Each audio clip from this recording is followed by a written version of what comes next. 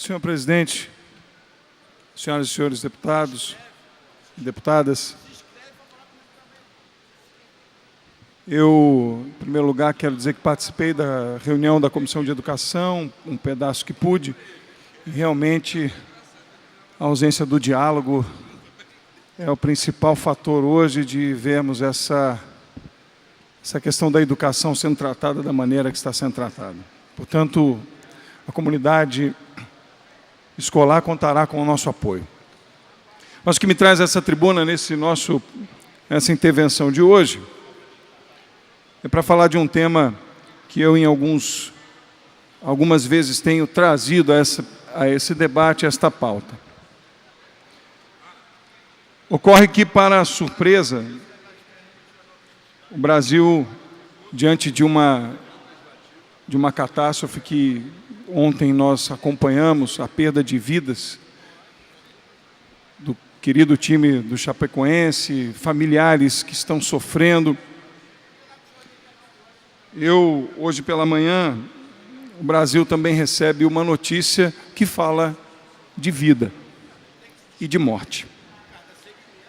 Uma decisão do Supremo Tribunal Federal que autoriza, ou por conta de um caso concreto, e aqui eu faço a leitura do tema que eu discorro, presidente, deputada Tiaju. O Supremo Tribunal Federal mandou soltar 5 médicos e funcionários de uma clínica clandestina presos em Duque de Caxias, na Baixada Fluminense, em uma decisão que entende não ser crime o aborto até o 3º mês de gestação. Não ser crime o aborto até o 3º mês de gestação. Essa foi a decisão, por maioria, especificamente de 3 ministros do Supremo Tribunal Federal. Eu repito, 3º mês de gestação, 12 semanas. Um indivíduo absolutamente formado, um ser humano absolutamente formado. Essa foi a decisão do Supremo Tribunal Federal. Até o 3º mês de gestação não é crime, porque viola os direitos fundamentais da mulher e os direitos constitucionais. Ouvindo este parecer dos excelentíssimos senhores ministros do Supremo Tribunal Federal, especialmente dos 3, me fez fazer, deputada Tiaju, presidente, um breve estudo sobre a Constituição, deputada Eleomar. E eu quero começar, então, a falar da Constituição. Porque se esta decisão que interrompe a vida até o 3º mês fere princípios constitucionais, segundo a decisão da Corte, em primeiríssimo lugar, a decisão da Corte fere um princípio constitucional de independência dos poderes. Não cabe ao Poder Judiciário legislar. E esta decisão fere diretamente a independência dos poderes, uma vez que somente o Poder Legislativo poderia, se mudada fosse a Constituição, dar uma decisão como essa. E não foi feito. O Supremo Tribunal Federal, que muito respeitosamente me dirijo a essa instância importante da nossa nação, toma uma decisão que não está na Constituição previsto o seu fórum para decidir. Não é o Supremo Tribunal que pode legislar sobre esse tema, e sim o Poder Legislativo. Mas falando de Constituição, artigo 5º, artigo de 1 a 4, direitos fundamentais. Artigo 2º, são poderes na União, independentes e harmônicos entre si, legislativo, executivo e judiciário. Aqui, o judiciário faz uma intervenção na independência do poder legislativo. Artigo, sendo ele princípio fundamental. Artigo 1º, inciso 3º, é princípio fundamental a dignidade da pessoa humana. Aonde está na Constituição? Aonde está uma legislação infraconstitucional que determina que um ser humano de 3 meses não é pessoa? Eu gostaria de saber. Se a pessoa humana, segundo a Constituição, a ela prevê dignidade aonde está que um ser humano de 3 meses de gestação não é pessoa humana. Artigo 5º, cláusula pétrea da Constituição, das garantias e deveres individuais. Está previsto no artigo 5º, todos são iguais perante a lei, sem distinção de qualquer natureza, garantindo-se aos brasileiros e aos estrangeiros residentes no país a inviolabilidade do direito à vida. Inviolabilidade do direito à vida. Cita o ministro em seu parecer que foi ferido a decisão de dar o direito do abortamento até os 3 meses de gestação é por conta do ferimento do princípio da proporcionalidade. Ora, se o princípio da proporcionalidade é constitucional, ele fere imediatamente cláusula pétrea, porque se autorizado for, fere o direito do princípio da inviolabilidade do direito à vida. É um princípio constitucional previsto em cláusula pétrea na Constituição. Jamais a Constituição poderia ser violada dessa maneira. Essa decisão, ora posta, vem de encontro a uma decisão que abre um precedente gravíssimo. Gravíssimo. Porque o artigo 124 do Código Penal e 125 tratam o abortamento como crime. Tratam o aborto como crime.